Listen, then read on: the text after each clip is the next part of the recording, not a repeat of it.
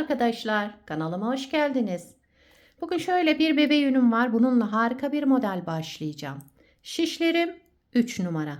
Modelimiz oldukça güzel ve kolay bir model. Umarım siz de beğenir, benimle yaparsınız. Yapım aşamalarına geçmeden önce kanalıma abone değilseniz abone olup videolarımı da beğeniyorsanız beğeni yapmayı, yorum yapmayı, beni desteklemeyi unutmayın. Şimdiden hepinize teşekkürler. Dilerseniz yapım aşamalarına geçelim. İlmeklerimi çıkardım. Bir sıra ters ördüm arka yüzünde. Bu model için ilmek sayısı 4 ve 4'ün katları. Şöyle yapacağımız örgüye göre ilmek sayısını bu şekilde ayarlayacağız. Şimdi örgümüzün ön yüzündeyiz. Birinci sıra ön yüzündeyim. Kenar ilmeğinden sonra 2 ilmek ters. 2 tersten sonra bir düz, bir artırma, bir düz. Yani 2 ters, 2 düz örüyoruz ama düz ilmeğin 2 ilmeğin arasında bir tane artırma yapalım. 2 ters, bir düz, bir artırma, bir düz. Yani toplamda 2 düz ördüm ama ortada bir artırma yaptım. 2 ters, bir düz, bir artırma, bir düz ilmek ördüm. Kenarda 2 ters ilmek, sıra sonunda bir de kenar ilmeğimi düz olarak ördüm. Birinci sırayı tamamladım. İkinci sıra arka yüzündeyim. Modelimiz 6 sıradan oluşuyor. Kenar ilmeğinden sonra 2 düz, yani bakın düzlerimi düz ördüm. 3 ters örüyorum. Artırma olan ilmeğimiz de yine ters olarak örülüyor arka yüzünde. 2 düz, 3 ters. 2 düz, 3 ters örerek devam ediyoruz.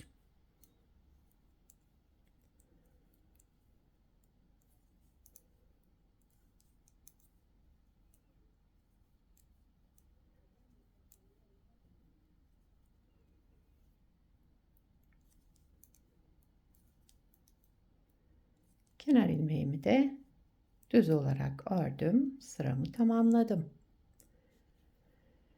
Üçüncü sıra ön yüzündeyim. Kenar ilmeğinden sonra 2 ters, 3 düz örüyoruz. Yani terslerimizi ters, düzlerimizi düz örerek devam ediyoruz.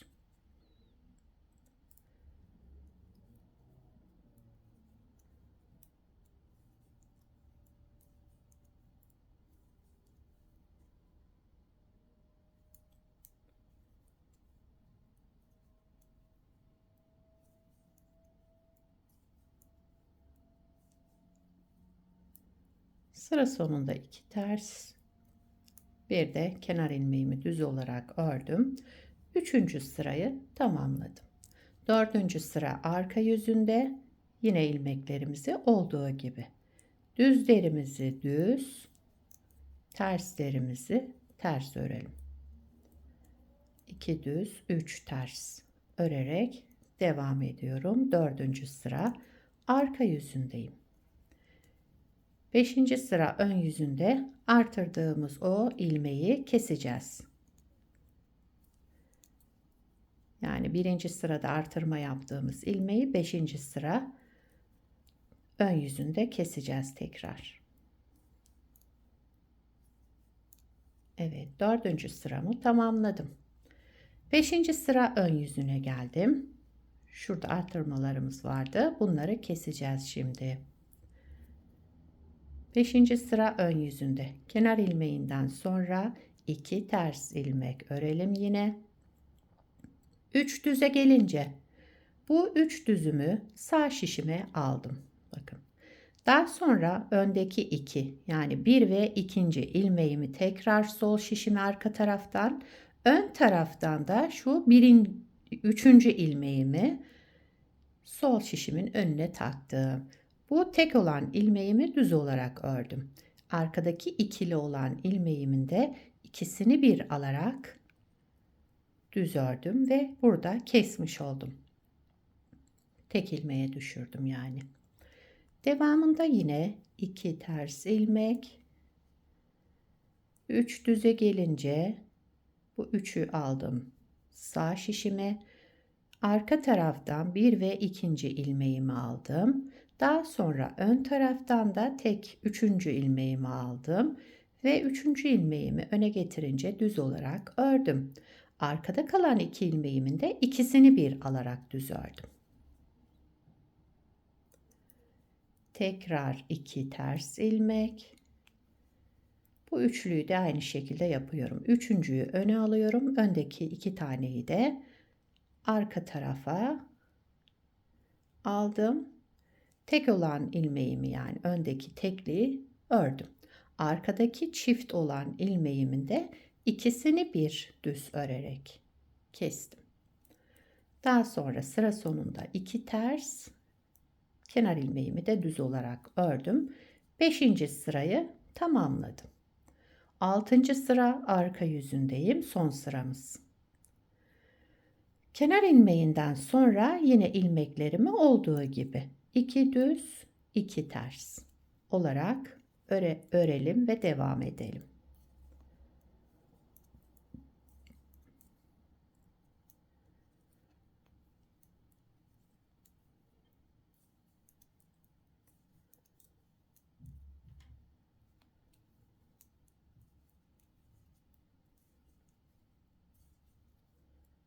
Evet, kenar ilmeğimi de düz olarak ördüm. Modeli bir kez kurduk arkadaşlar. Bakın model böyle devam edecek.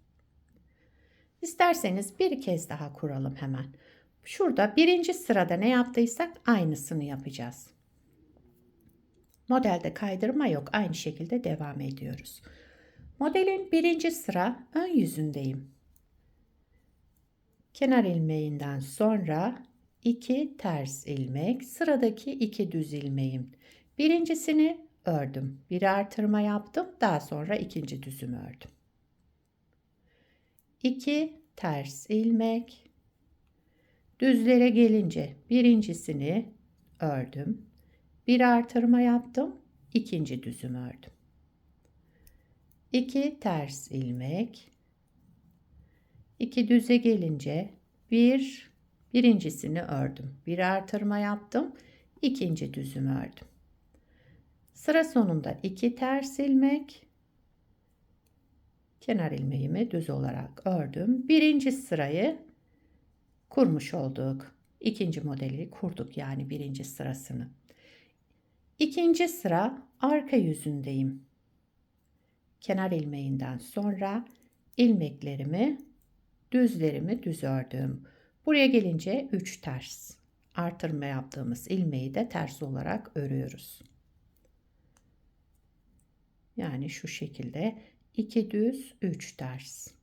2 düz 3 ters ilmek örerek devam edelim.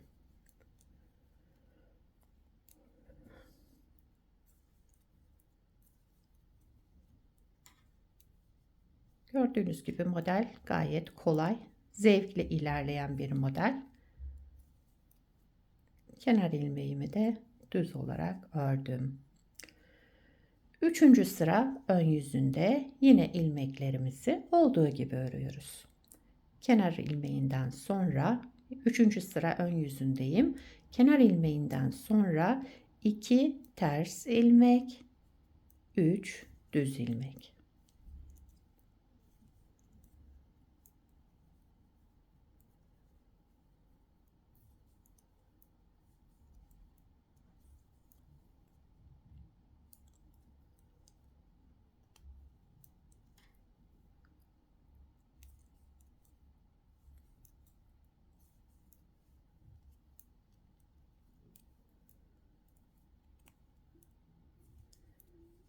Evet, 3. sıramı tamamladım. 4. sıra arka yüzüne geçtim. Kenar ilmeğinden sonra 2 düz 3 ters. Yani düzlerimi düz, terslerimi ters örüyorum.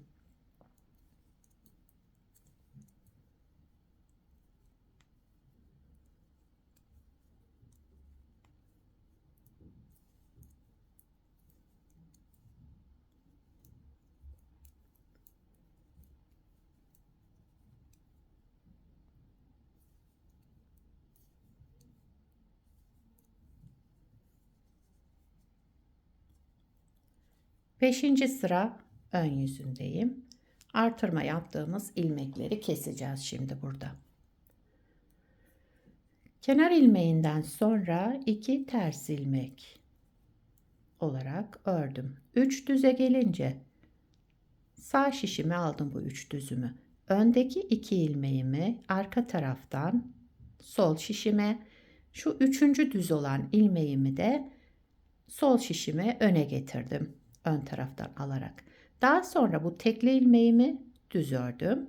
Arkada kalan ikili ilmeğimin de ikisini bir alarak düz ördüm. Burada kesmiş olduk. Bu artırdığımız ilmeği, birinci sırada artırmış olduğumuz ilmeği 5. sıra ön yüzünde kestik tekrar. 2 ters ilmek. Yine bu 3 düzü sağ şişimi aldım. Daha sonra arka taraftan şu öndeki ikisini aldım. 1 ve 2. ilmeğimi. 3. düz olan ilmeğimi de ön taraftan getirdim, taktım ve düz olarak ördüm. Diğer ikiliyi de ikisini bir alarak düz ördüm. Aynı şekilde devam ediyoruz.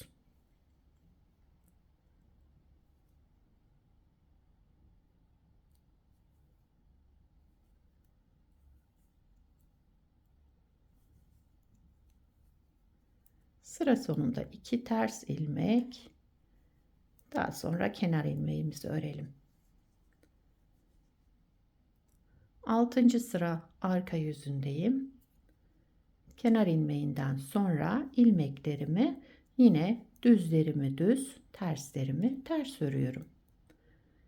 Kenar ilmeğinden sonra 2 düz, 2 ters ilmek örerek devam ediyoruz. Evet, modeli bir kez daha kurduk. Yani 2 kez kurmuş olduk. Model böyle devam ediyor. İsterseniz alt lastiğini yapabilirsiniz. Aynı şekilde yine 2 ters 2 düz örerek lastik yapabilirsiniz bu modeli. Evet, şöyle arkadaşlar, bakın. Bir parçada şöyle dediğim gibi lastikli yaptım. 2 ters 2 düz lastik yaparak modeli kurdum üzerine. Bunu beraber lastiksiz yaptık. Burada da lastikli uyguladım. Hangisi hoşunuza giderse o şekilde kullanabilirsiniz. Model lastik istemiyor. Kendi zaten lastik gibi bir model. Şöyle modelin ilerlemiş hali de bu şekilde. 2 ters 2 düz başlayarak şöyle istediğiniz ölçüde yapıp daha sonra burada başladığımız gibi birinci sıradan modeli kurmaya başlayabilirsiniz. Modelin arka yüzü de şöyle. Bu modelden yelek, hırka, süveter, atkı, bere, çorap, patik hepsinde kullanabilirsiniz bu modeli. Yetişkin örgülerinde, çocuk örgülerinde hepsinde kullanılabilecek gayet güzel ve kolay bir model. Umarım siz de beğenir, benimle yaparsınız.